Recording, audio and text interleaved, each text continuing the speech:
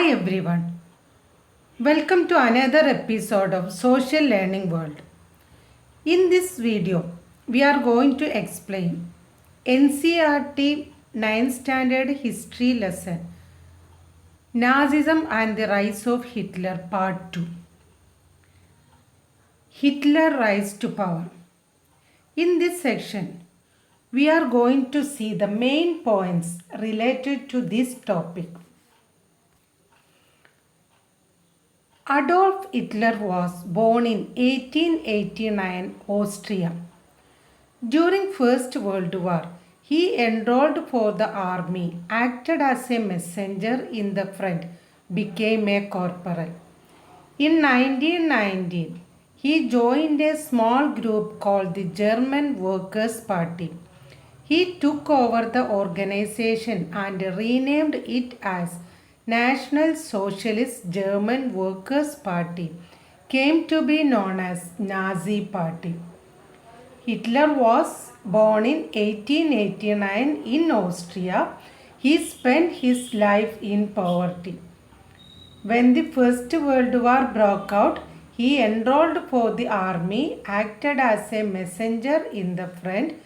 He became a corporal and earned medals for bravery. In 1919, he joined a small group called the German Workers' Party. So he took over the control of that organization and renamed it as National Socialist German Workers' Party. This party later known as Nazi Party. In 1923, Hitler planned to seize control of Bavaria, march to Berlin and capture power, but failed. After 1929, banks collapsed and businesses shut down. Workers lost their jobs and the middle classes got threatened. In 1923, Hitler planned to seize control of Bavaria, march to Berlin and capture power, but he failed. He was arrested and tried for treason and later released. After 1929, banks collapsed and businesses shut down. Workers lost their jobs and the middle classes were threatened with destitution. In such a situation, Nazi propaganda stirred hopes of a better future. They got more chance to come up. In 1928, the Nazi Party got no more than 2.6% votes in the Reichstag.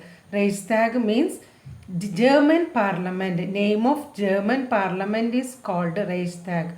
So in 1928, the Nazi Party got no more than 2.6% votes in the Reichstag, the German parliament. By 1932, it had become the largest party with 37% votes. By 1932, Nazi Party had become the largest party with 37% votes. Hitler was a powerful speaker and his words moved people. In his speech, he promised to build a strong nation, undo the injustice of the Versailles Treaty, and restore the dignity of the German people.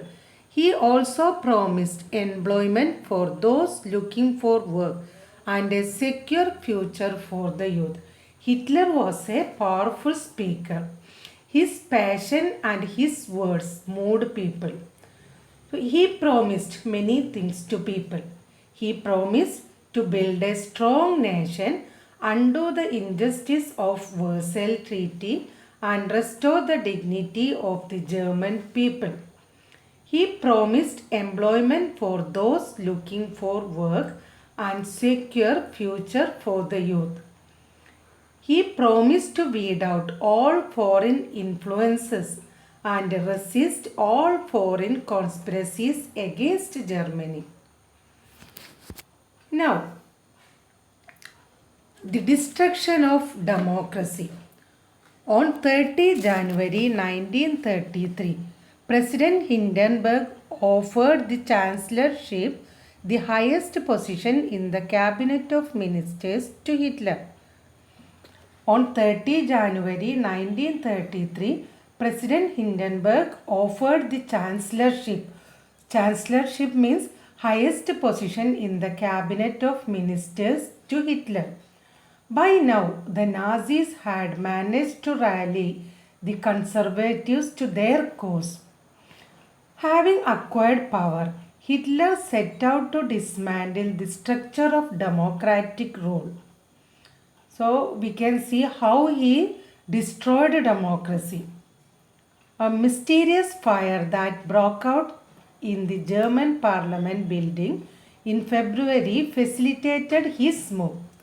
The fire decree of 28 February 1933 suspended civic rights like freedom of speech, press and assembly that had been guaranteed by the Weimar Constitution.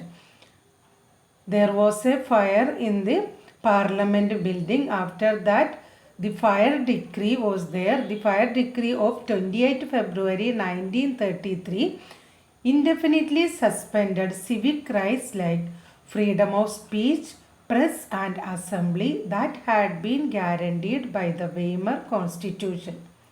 Then he turned on his arch enemies, the communists, most of whom were hurriedly packed off to the newly established concentration camps. On 3rd March 1933, the famous Enabling Act was passed. This act established dictatorship in Germany. The state took control over the economy, media, army and judiciary. On 3rd March 1933, the famous Enabling Act was passed. This act established dictatorship in Germany. Enabling Act established dictatorship in Germany. It gave Hitler all powers to sideline parliament and rule by decree. All political parties and trade unions were banned except for the Nazi Party and its affiliates. Special surveillance and security forces were created to control and order society in ways that the Nazis wanted. Apart from the already existing regular police in green uniform and the SA or the stormtroopers, these included the Gestapo, that is secret state police, the SS, the protection squads, criminal police and the security service, SD. Enabling Act established dictatorship in Germany. So as a result of that, special surveillance and security forces were created to control and order society in ways that the Nazis wanted. Apart from the already existing regular police in green uniform and the SA or the stormtroopers, these included the Gestapo, secret state police, the SS, the protection squads, criminal police and the security service (SD). It was the extra constitutional powers of these newly organized forces that gave the Nazi state its reputation as the most dreaded criminal state. People could now be detained in Gestapo torture chambers, rounded up and sent to concentration camps, deported at will or arrested without any legal procedures. The police forces acquired powers to rule with impunity. Now, Hitler started to reconstruct Germany. We can see reconstruction. Economic recovery was assigned to the economist Jalmarschat by Hitler, aimed at full production and full employment through a state-funded work creation program. Hitler assigned the responsibility of economic recovery to the economist Jalmarschat, who aimed at full production and full employment through a state-funded work creation program. This project produced the famous German superhighways and the people's car, the Volkswagen. This project produced the famous German superhighways and the people's car, the Volkswagen. Now, let's see the foreign policy of Hitler. In foreign policy also, Hitler acquired quick success. Hitler pulled out of the League of Nations in 1933, reoccupied the Rhineland in 1936, and integrated Austria and Germany in 1938 under the slogan One People, One Empire and One Leader. Hitler acquired quick success in foreign policy also. He pulled out of the League of Nations in 1933, reoccupied the Rhineland in 1936 and integrated Austria and Germany in 1938 under the slogan One People, One Empire and One Leader. Hitler then went on to wrest German-speaking Sudetenland from Czechoslovakia and gobbled up the entire country. Then he did not stop here. Now let's see the World War II.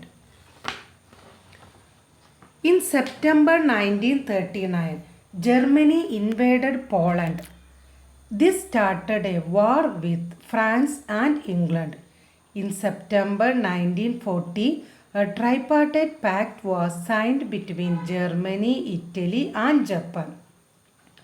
Immediate cause of Second World War was attack on Poland by Germany. In September 1939, Germany invaded Poland. This started a war with France and England. In September 1940, a tripartite pact was signed between three countries. Pact that is signed between Germany, Italy and Japan, strengthening Hitler's claim to international power. Puppet regimes supportive of Nazi Germany were installed in a large part of Europe.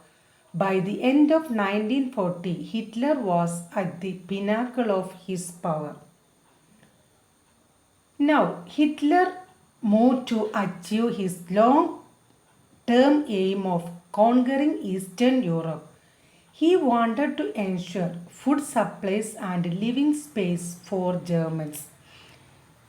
He attacked the Soviet Union in June 1941. In June 1941, Germany attacked Soviet Union. Soviet army defeated Germany at Stalingrad.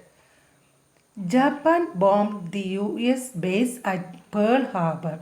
The US entered the Second World War. USA drops atom bomb on Hiroshima and Nagasaki in Japan.